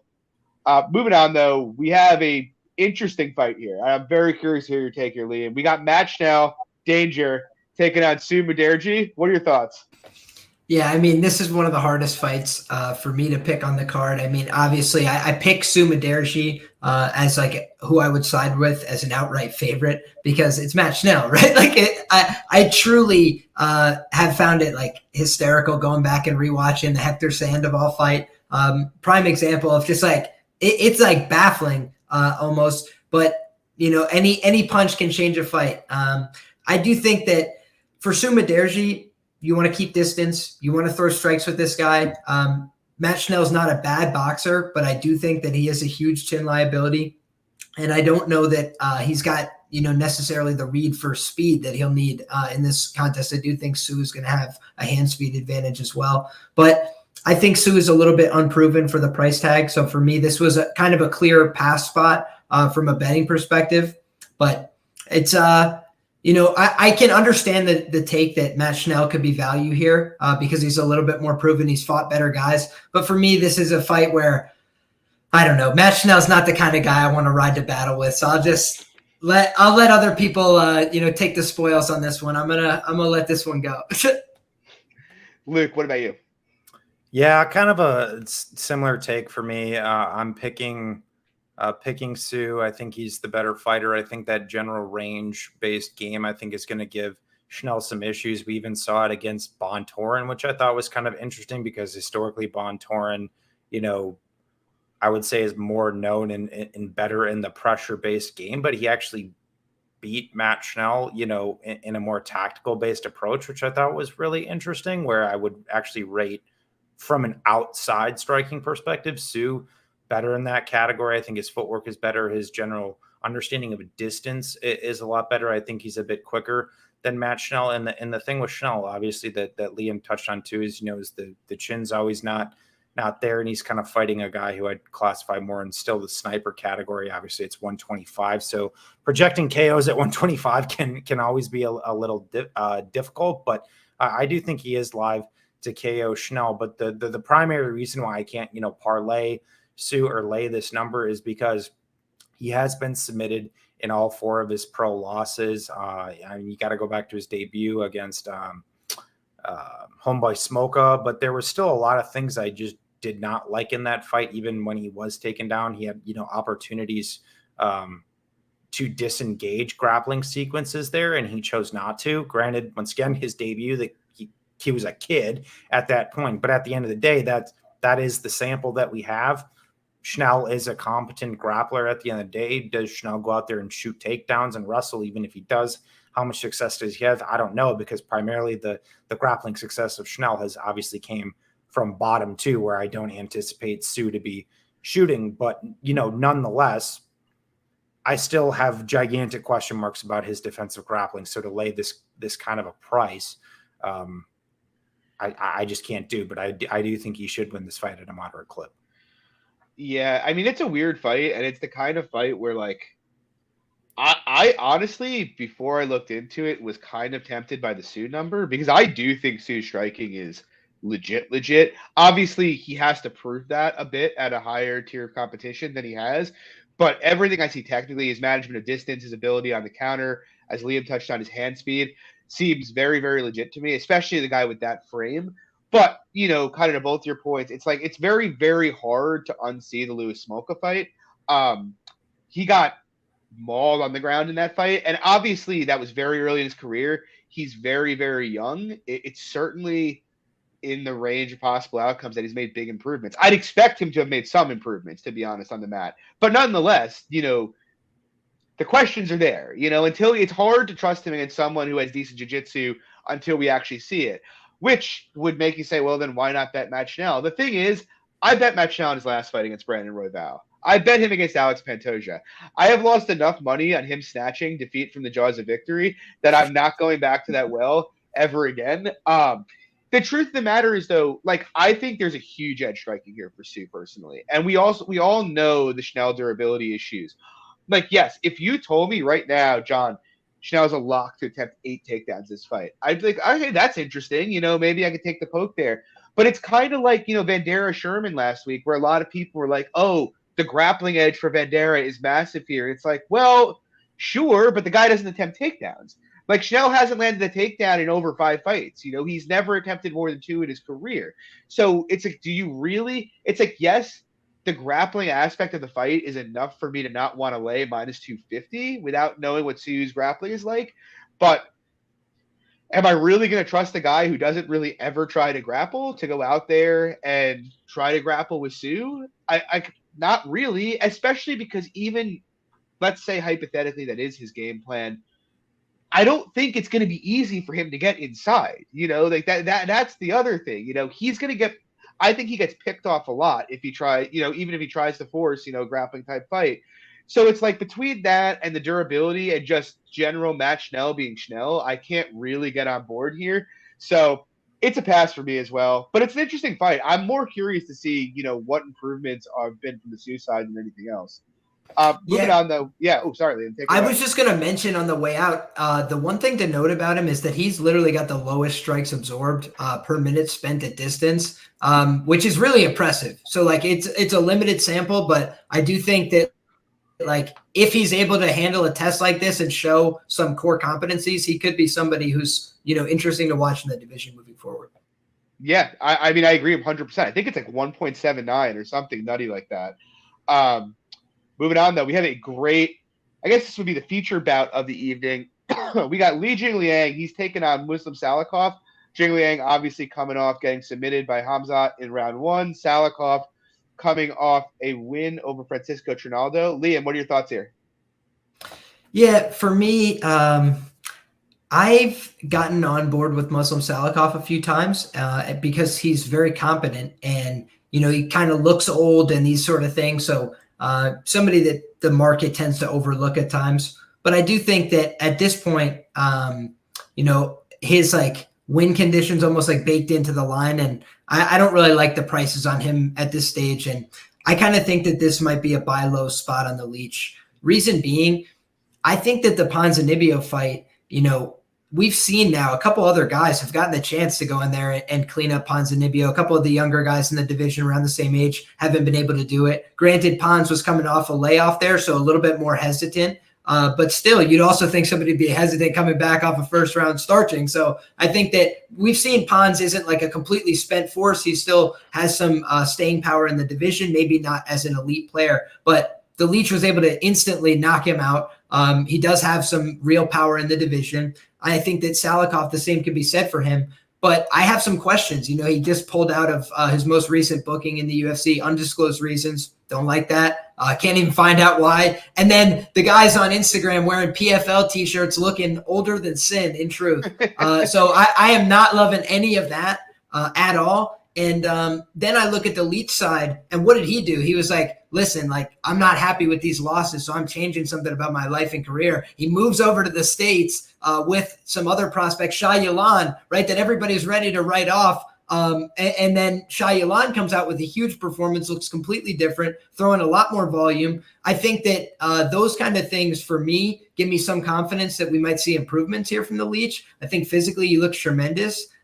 So for all those reasons, you're giving me the plus money number on the younger guy with the reach advantage in a primarily striking fight when one guy's got, equal enough power. It's there's too many things to me saying why would I not take this shot on the leech at an underdog price versus laying it with Salikhov on the hope and prayer that he looks the same as he did last time and that he's going to fight a competitive, low volume 15-minute fight with the leech. It's like, that's not asking a lot because he doesn't get takedowns at a high clip either. So for me, I think that it's a leech or pass situation as far as I cap the fight. And I wouldn't not be surprised if the leech is the first guy to dink this guy on the chin. Yeah. Luke, what do you think? Yeah, I played Lee. I think Liam broke down the fight pretty well, so I don't want to rehash everything he said. And honestly, I'm a fan of both guys. I like both guys, to be honest. I think my general take is I think it's a close fight, and one guy's plus 145. So I played Lee. But the one thing I want to mention, at least in regards to this one, is when Salikhov fought Zaleski dos Santos, I think myself and the large body of people agree that he did not win that fight. I think dos Santos won that fight. I think the large majority of MMA media scored it for him. And I'm not only using that fight as a reference point and saying that he just generally lost, so, he shouldn't be on this 5-fight win streak. I'm using that fight as a reference point because I think that's one of the more similar style dynamics in relation to this particular matchup with Lee. Whereas if you watch Lee throughout the course of his career, early on, he was very reckless. He was very aggressive. But if you've watched him more recently, he's still high output, but he's dialed it back a lot more. He's a lot more processed. He's a lot more technical. His footwork has improved leaps and bounds, in my opinion. His decision-making of when he's entering versus when he's exiting has massively improved. So despite Lee, being 34, I'm not saying the guy's a spring chicken, or anything like that. But I do think right now, despite taking some recent losses, or whatever, the guy got mauled by Chimaev. Well, Chimaev's going to maul 99% of the division, whatever. He gets fat lessened by Magny, not the greatest performance. But overall, from what I've mechanically seen with Lee, I think the guy's in the best portion of his career right now. And the thing with Salikhov is, Sanda, wushu champion, guy's going to largely manage distance well, just kind of play the pitter-patter pot shot game. If he can blast you, he can. But Lee cracks too, man. So I don't think there's this big power edge for Salikhov either, coupled with what I just referenced and me thinking that Lee's actually a much more defensively cognizant fighter than he was, 3 or 4 years ago, where, maybe he's gotten hurt, a bit more. So I don't give any significant power edge either way.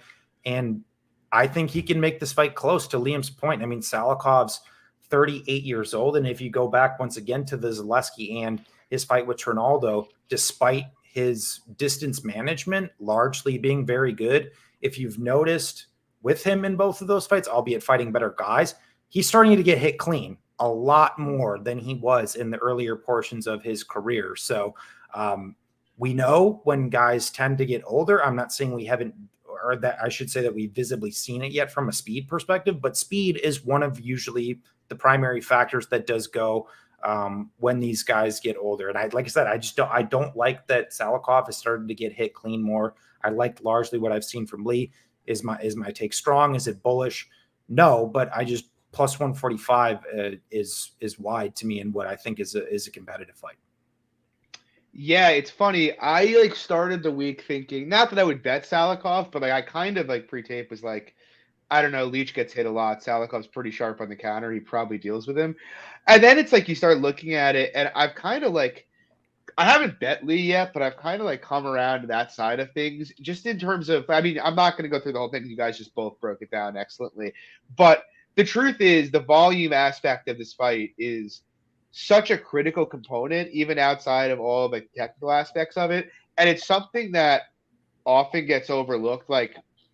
We talk about it a lot, but I mean, Salikhov attempts 6.54 strikes a minute. He gets out-attempted. For his career, he's been out-attempted in the UFC by his opponents.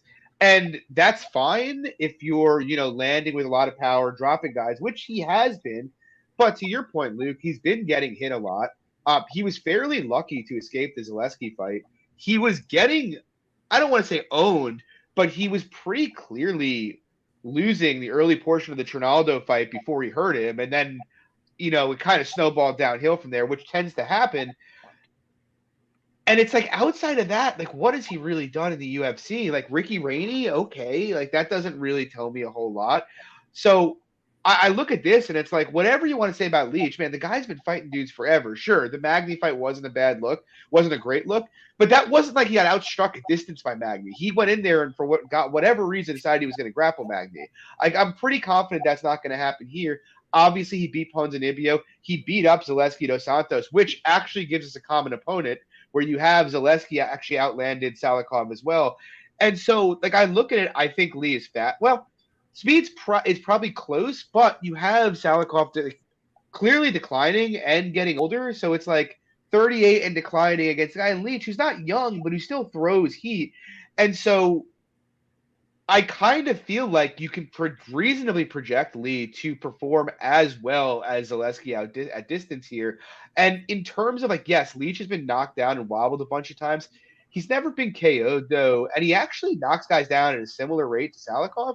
So like, I'm getting the guy with better cardio, with much better output. I mean, he attempts double the amount of strikes that Salikhov does per minute, and who's fought much better competition. And I'm getting him at what is he, plus 170 right now, plus 150, plus 150-ish. I kind of think he has to be worth the stab. Like, you could make a case to me that maybe the Salikhov power combined with maybe he lands 2 to 3 takedowns here is enough for it to be evens. But with the output gap and the age gap, and the level of competition gap, it's really impossible for me to get much beyond that, to be honest. And honestly, if you tried to make a case to me that Lee should be a favorite here, I wouldn't really argue too much. So I'll be on Lee. Yeah, Luke, throw it away. Yeah, and just one last point, like from the Salikhov wrestling narrative, if you watch when Salikhov is largely shooting takedowns, at least recently, he's shooting takedowns because he's getting tagged. That he's shooting reactionary based takedowns. And he doesn't look comfortable on top, to be honest. He really doesn't. He does not look like, he's about to posture up or advance position or mount, He has the lowest control per takedown attempt on the card of anybody. In terms of like who gets top time, he controls on average 13 seconds.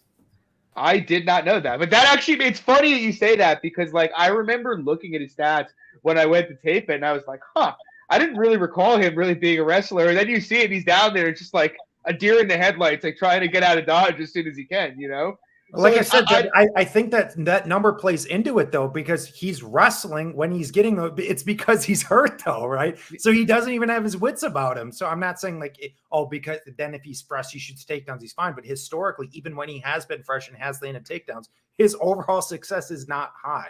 It's not like it's not as if Lee is going to sit on his back and play guard and try to like get a triangle. He pretty much works up almost immediately. Now he gets his back. He'll try and pull your eyes out, dude. He'll do anything for the win. He doesn't give a shit. That's one of the most gruesome like fouls in the history of the UFC. Dude, literally Jake Matthews did a video on Instagram where he's like, Leach, you really fucked him out, you piece of shit. But I still love it. I was like, what? It's the one thing that actually was able to get Jake Matthews angry and to fight excited for once. So anyway, I'm with you guys. Liam, do you want to, before you get out of here, plug your channel, tell everybody where they can find you?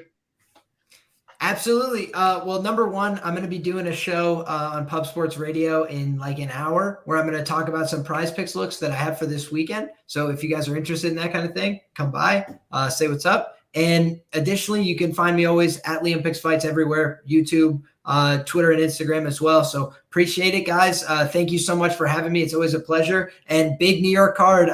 Long Island should be a lot of fun. I wish I could make it down, but I hope everybody there enjoys the card and should be a ton of fun. I'm going to be watching the whole time and hopefully cashing a lot of bets. So good luck to everybody who's betting on the card, and good luck to you two gentlemen first and foremost. Thanks, Liam. Appreciate it. We really appreciate you joining us. Guys, Liam's one of the sharpest guys out there and one of the nicest guys on Twitter. Hit him up. Follow his stuff. You'll do well. Take it easy, Liam. Thanks, guys. Be well. Take care. You too. Joe, how are you doing? Well, unlike Liam coming from jiu-jitsu practice, I'm coming from taking a slight nap in my recliner. I guess it's somewhat similar. And I am going to the fight card. I will be in the Hyundai Club. If anybody else can access the club, come say hi. I'll be in the first row. I do intend to get there. I don't know if you're going to get there for the early prelims, but the card starts at 11 a.m. So I'll be out there. I'm thinking of taking an Uber and not driving. I'm going to have to price that out. But, John and I, for those who might be curious, are 10 miles apart, I believe, as the crow Less flies. than that. But even more in common is how cold we've been recently in I don't know, you're not a big DraftKings guy, but like both in wagering and DraftKings, I swear I can't catch a decision the right way. I mean, I legitimately thought Michael Johnson won that fight last week. I legitimately thought Courtney Casey won that fight last week. I just can't win. So I do appreciate Lag setting this up and giving me two relatively easy fights to call, although you might be a little bit surprised on my take in the first one. All right. Well, I'm glad you guys. Joe, you can follow Joe. It's at Suntzu on Twitter, right? That's it. Joe's a DFS big boss. He's also a neighbor. Him and I've watched fights together a few times. Gonna have to do that again soon. But we'll jump into it, and I'm gonna start with you here. We got Michelle Waterson taking on Amanda Lemos. Lemos, big favorite here. She's out at minus 320 right now. Waterson could be had in the plus 270, plus 280 range. What are your thoughts, Joe? Well, first of all, if you guys are looking for me at the fight card, I will be clean shaven. So, so I may look slightly differently. I go to my barber on Friday and I tell them everything but the eyebrows. Just take everything but the eyebrows. Okay, so I love Michelle Waterson fights, if for no other reason than to hear Bruce Buffer go, the karate hate. I mean, that is like one of the greatest calls. This is not the Michelle Waterson who did modeling when she was in atomweight at 105. I don't know if you guys have seen her at all on social media. And I did research for this show because I don't have any other pods I'm doing this week, and she is bricked up. Yeah. I initially thought I was going to like Lemos a lot more here, and then I kind of got into it a bit, and I honestly thought Lemos was going to have like physical advantages. And she doesn't. Like they're pretty much the same age. There's like a 1-inch height advantage by Lemos. There's the reach is equal, I believe. I don't think, and especially as bricked up as Waterson looks. I mean, I will say Lemos does have, in the words of Uncle Wheezy, a haircut that you could set your watch to. But aside from that, I don't know that Lemos is going to have any strength advantages. And she let a really small, and I get that Andrade is a powerhouse, do a standing choke. Michelle Waterson's never been knocked out. This fight is going over. There's no doubt in my mind that this fight is going over. Michelle Waterson went 5 rounds with Rodriguez, who I think is a far better fighter than Lemos. I don't know what Lemos has been doing. I don't know why she's only got 13 fights. Maybe she started late, but I don't think this is a slam dunk for Lemos. Not at minus 300 anyway. I think if you're going to bet this fight, and I'm not saying Lemos is going to lose, I think you look at a selection of overs. And would it surprise me if this fight went to another split decision? Waterson and Lemos both have been known for going to split decisions. So, look, I'm not ready to call Waterson the winner here. It's just after doing my research, and I don't probably watch nearly as much tape as you guys do. I go off memory, and I very rarely miss fights. And Waterson's been in the UFC long enough where I pretty much have a good sense of her fighting style. I think this line is nuts. I don't know what you think you're getting betting minus 300 on Lemos. For against a fighter who's never been knocked out. Yeah, she's been submitted, but the last person to submit her was Rose Namajunas, and I think that was in 2017 or 2018. So I think Waterson's live here. I think this fight could go to a decision. I could see it going to a split. I love the shape she's in. I mean, watch weigh-ins. Look how bricked up Waterson is here at 115. So I'm gonna tentatively pick Lemos, but I do think that the play here, if you're betting, is to go over whatever the round prop is. Fight's gonna go to the distance. If you like Lemos to win, better to win by decision. I think those are the plays. Yeah, Luke, what do you think? Do you agree? Going in, honestly, I thought I might be taking the shot on Waterson because honestly, I've been pretty vocal about being, I wouldn't want to say anti Lemos, but I have been lower on her in comparison to the market. I did play Angela Hill by decision at plus 475 against her. I still kind of think Hill won the fight. I also laid Andrade against her, but at least in relation to this matchup, and really what I came away with saying is I don't know where the ceiling of Waterson is outside of a greasy close decision. Like I can't get anywhere outside of that. Yes, she's had some wrestling success in certain fights, but she hasn't been able to have pretty much extended wrestling success in virtually any fight. You know, she might have it in one round, but she's not able to really duplicate that round over round. And, you know, despite her obviously, you know, putting on a little bit of size for this fight, the one thing that I have never disregarded with Lemos at all, despite, you know, maybe some of my lower sentiments on her in some capacity, is this girl is a freaking savage. She is massively physical for this weight class. She hits harder than virtually any girl at this weight class. Like even in her fight with Angela Hill, once again, as someone who was a Hill backer there,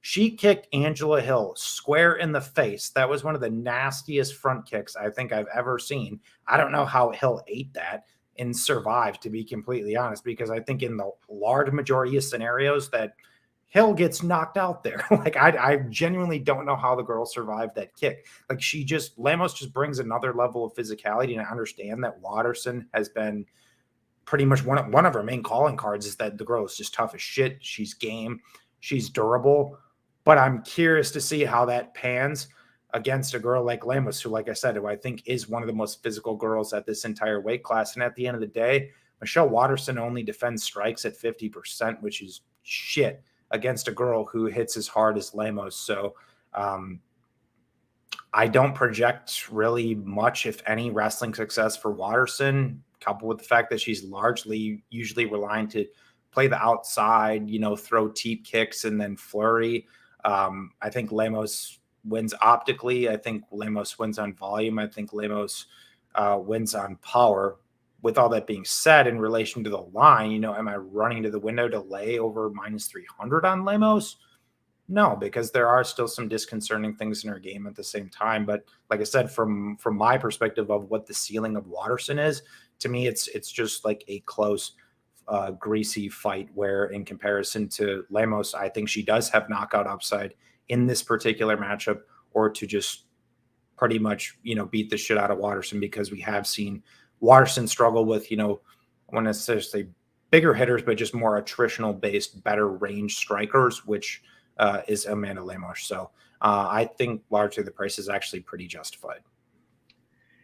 Yeah, I mean, I have toyed with and considered back and forth betting Waterson. I actually like the over Joe was talking about. The over 2.5 is minus 220. I think that goes the distance is about, I'll tell you right now, minus 185. You can have in some books around minus 190 on DraftKings.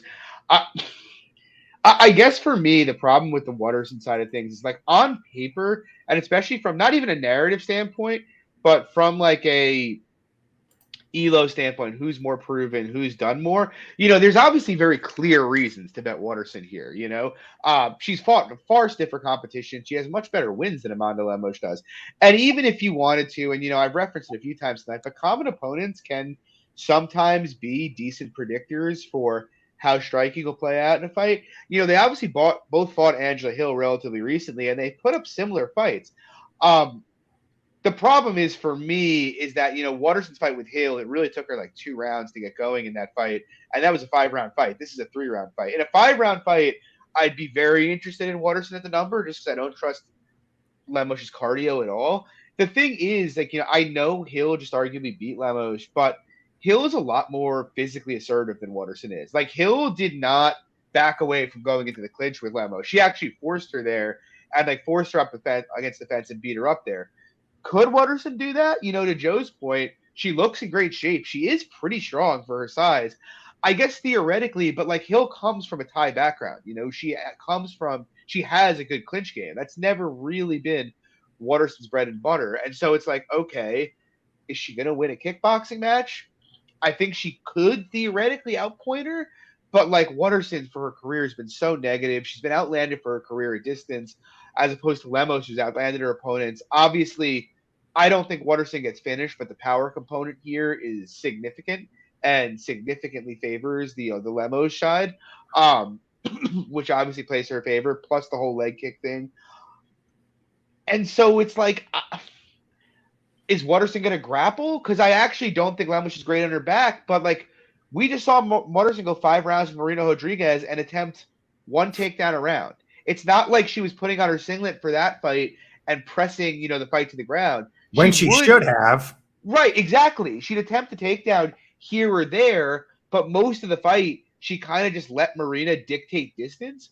And like I haven't been given much of a reason to think it goes any differently here. Like I kind of think she's gonna let, Lemos probably dictate distance in this fight. So I see all of the reasons to bet Waterson here, but the problem is I think her win condition, so to speak, is fairly narrow, unless she does come out with a radically different game plan than what she's had for her entire career. It's just hard for me to give her too much credence in this spot. Like I would have been much more interested in someone like, say, Carolina, who, with the market being down on her against Lemos at this number, than I am in Michelle Waterson. And maybe the market is too down on Waterson, but again, it's a matter of minutes and what she does to win minutes. Like for her career, her opponents out-attempt her. She's been outlanded. She doesn't land a ton of head strikes. I don't know. It's just hard for me to get there on the Waterson side of things. But last thing to chime in about what I think Waterson needs is what's not going to happen for geographic reasons is she needs to get out of Jackson Wink and go to ATT or maybe if she wants to go a little closer to home, Elevation. Like she needs to get out of Jackson Wink. I mean, she did that 5 years ago. She's 36 well, yeah, now. I know. It's a camp that's kind of on the decline, but like I don't know what kind of training partner she's getting. I don't know if she's learning anything new. Now, obviously, she's comfortable. She's got a life out there in New Mexico, which is probably why she hasn't left, and she's made some decent money. But, at this stage in her career, I mean, I think she's getting a co-main event in a major market, which is somewhat surprising to me. So I don't know how many more years does she have? I guess with Jessica Penne getting fights at 39, maybe she could fight a few more years if she wanted to, but absent the UFC having an atomweight division and her dropping back down to 105, I don't see her making any push to the title soon. So, yeah, I mean, I think she is what she is. We know what we're getting. I think it's going to be a relatively close fight. With respect to Luke, I do think the line is wide, but I'm going to stand by my Lemos pick, and maybe I'll be surprised. Well, that's the problem, though, Joe. You just touched on it. We know what we're getting. That's the thing. It's like she's not 24 with some upside of surprising us. Like we know what we're getting, and what we're getting, could it be enough? I guess, but it's hard to be very confident in it. But anyway, we'll move on to the fireworks here. We got the main event. We got Brian Ortega taking on Yair Rodriguez. Ortega obviously coming off a loss to the champion. Rodriguez coming off a loss to the former champion. Joe, what are your thoughts here? Yeah, so I guess unless your name is Max Holloway or Volkanovski, Ortega doesn't lose. With that said, and again, I would have loved to have seen Ortega fight Calvin Kattar. I think that would be a really good fight. A striker like Max, I mean, if he could beat a Calvin Kattar, I always thought that Ortega had a pretty fortuitous career path. I mean, how often did we see him snap, victory from the jaws of defeat, like against Renato Moicano, who essentially just had to stay on his feet and not follow him to the ground, and then, look, Clay Guida fought him tough. I mean, so I always thought he had some fortunate fights, but with that said, I love what I saw against the Korean Zombie. I believe Ortega is better everywhere. And I hate to say this, but I think the plus 250 by submission is a gift. on DK Sportsbook. Although, as cold as I've been, the one name I want to throw out is Andre Muniz, who I will hate for the rest of my days. As a minus 120 by submission, he killed an 8-1 parlay that I had because I had Julia Stolyarenko by submission parlayed with Muniz by submission, and you would think the hard one to get was Stolyarenko. She was plus 400, and then Muniz decided he didn't want to get a rear naked choke for some reason. He was only okay with an arm bar. So what was the line on that, Joe? It was altogether the parlay. I had 100 and it was to win 1,000. So I had $122.45 on that parlay. It was 8.16 to 1. And I had Stolyarenko plus 400 and Muniz minus 120, and both to win by submission. And Muniz just decided to play with his food for 3 rounds, which I hated. But with that said, I do like the plus 250 on by submission for for Ortega. I am going against a very powerful narrative trend that I tend to follow, which perhaps tells you why I haven't been successful recently. But this narrative trend is I generally do not like to bet fighters that have hot girlfriends. I want to bet fighters whose girlfriends are not so hot, so they have something to actually look forward to in winning. Like when you're going home to Tracy Cortez, do you really care if you lost the fight? So which is why I would always fade, Morales, because he got to go home to Shino Van Hoos. You might not know who Shino Van Hoos is, John, but I'm sure that Luke does. He's an Invicta follower. So I honestly liked what I saw against Zombie. I think that Ortega has actually gotten better at striking. I think he's got advantages in many places. I would not surprise me if he won this fight. Striking, Yair looked decent against Max. I think this could be an exciting fight. I think it's great for the card. I like Ortega. I think he's got a number of ways to win here. I am going to look for him to lock something up. I am going to do something with that plus 250. I don't exactly know what yet. Maybe try to put that into a small parlay that I like. I just have been doing so poorly betting. But, this fight could be stackable in DraftKings in cash if you think it's going to go beyond, 2 rounds. If Ortega locks something up, it could be really bad because you'll get nothing out of Yair. But I like Ortega here quite a bit. Luke, what do you think? Yeah, I mean, I don't have a super strong opinion on it. Honestly, going into it, I thought at least just looking at the price pre-tape, I thought I was going to be auto betting Rodriguez. I was like, this line's kind of ridiculous. Doesn't make any sense. I haven't been the biggest Ortega supporter in the world just because if you guys have been listening to this podcast for a while, I'm so minute focused. I love my minute winners. And if you just watch the career of Brian Ortega over the years, pretty shit minute winner. He really is. He's been the guy who's largely been able to kind of play the comeback kid in a lot of certain scenarios. Obviously he's a very dangerous submission grappler, but you look, overall, even, Diego Brandao, Renato Moicano, multiple other fights, this guy, he's getting outlanded, but, it was really when he went out there and he fought the Korean Zombie where, I thought his striking really looked a lot better. I think we saw a completely different version of the guy. I was like, where is this Brian Ortega ever been? And, then obviously he largely gets, butchered by Volkanovski, but it's one of those things that's kind of hard to benchmark. Okay, well, you're getting your ass kicked by one of the best fighters in the entire planet, irregardless of weight class. So, not, necessarily what does that mean? Right. But I do still give striking advantages for Rodriguez. I think he's more technical. I think he's more crafty. I think he's a bit better of an athlete. He's more consistent to throw. He's got more tools at his disposal. But the issue I ultimately came down with and why I just really had no betting interest in Rodriguez is the defensive wrestling and what he's done on bottom. I mean, guys like Jeremy Stevens have landed takedowns on him. Guys like Max Holloway have landed takedowns on him. Not only have those guys landed takedowns on him, those are 2 guys who are known to be boxers. That is what they are. These guys do not come out here and wrestle. They don't shoot takedowns, hardly ever. And both guys were actually able to win, minutes on the ground against Yair Rodriguez. And it's yeah, is Ortega, Jordan Burroughs out here? No, he's not. I mean, obviously he's more of a jiu-jitsu guy. I get it. But I do think his offensive wrestling, once again, he's actually came in and he landed takedowns on Max Holloway. He's landed takedowns on Alexander Volkanovski. I do think his wrestling has gotten better. Once again, I'm not saying the guy's the bee's knees reached world class, but I do think he can land takedowns in this fight.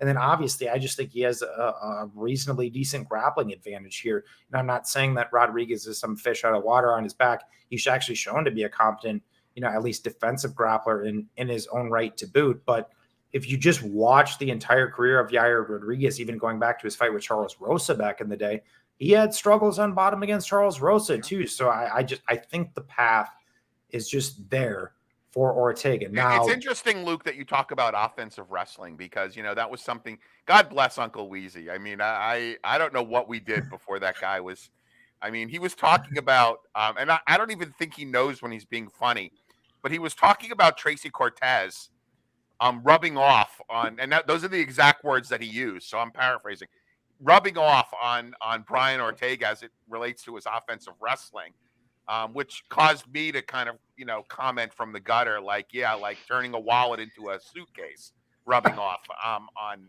Brian Ortega.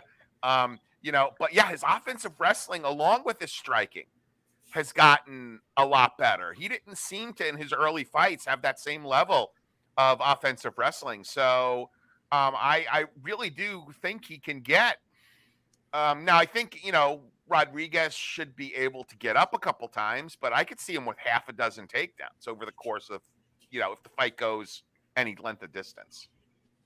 Yeah, so I mean just finishing it up real quick. Yeah, I think Ortega, probably the side. Once again, I can't lay 170 with him because I still am not in love with his general minute winning ability and ability to oblige in the stand-up. Because like I said, if he does do that, I actually, I favor Yair in a 25-minute kickboxing match. I favor Yair. Do I think it's going to be a 25-minute kickboxing match? No, I don't. So that's why I do favor Ortega. Am I willing to lay the number? Probably not. If I am to play Ortega, I'd probably just rather take him by sub, to be honest. Yeah, I bet Ortega small, to be honest. And the thing is, I don't disagree with what either of you said. And, the thing about minute winning, I've obviously faded Brian Ortega a fair amount throughout his career to some success and to some failure here and there. But the one thing you can't deny with Ortega is he's one of the most prolific finishers in really featherweight history. And, that's just such a big thing in capping a fight that can get overlooked. Minute winning is great, but obviously if you're a reliable finisher, and at this point, I kind of think the sample on Ortega is big enough to say, look, the guy is dangerous both in terms of his striking and with his submissions, that it's you almost have to build in against non-elite fighters, a 35 to 40% baseline for him finishing the fight, especially over 5 rounds. And looking at this fight, yeah, if they kickbox for 25 straight minutes and no one attempts to take down, do I feel great about Ortega? I wouldn't say I feel great, but also it's look at Yair's performance with Chan Sung Jung. Close fight, got outlanded. Look at Ortega's performance. Absolutely dominated him standing. And honestly, you could make, I think, some arguments for Ortega's striking having improved a bit. People forget, but he knocked out Frankie Edgar, and he actually looked okay in that fight in the 5 minutes leading up to the knockout too. Then obviously sandwiched in between those fights, you have Max Holloway and Alexander Volkanovski, the 2 best featherweights ever. So it's am I supposed to put a ton of stock into that? I don't think so. And I know people are putting some stock into the Yair fight with Holloway. And I did pre-tape, but you go back and watch that. He had a great first round, but he slowed down badly after that first round. And I just don't really think he can keep the pace that he put out there with Holloway in this fight. And if he slows against Ortega, things could go south pretty quickly.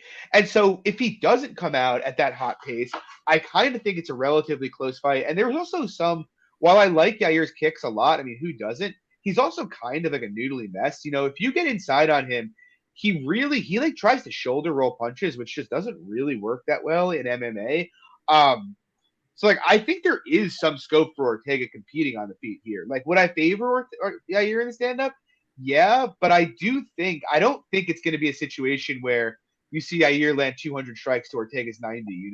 I think it's probably margins are fairly close. And then obviously, like as you both touched on, the grappling aspect's a huge thing. Like, no, historically, Ortega is not really a guy who's going to consolidate position on the mat and hold you there.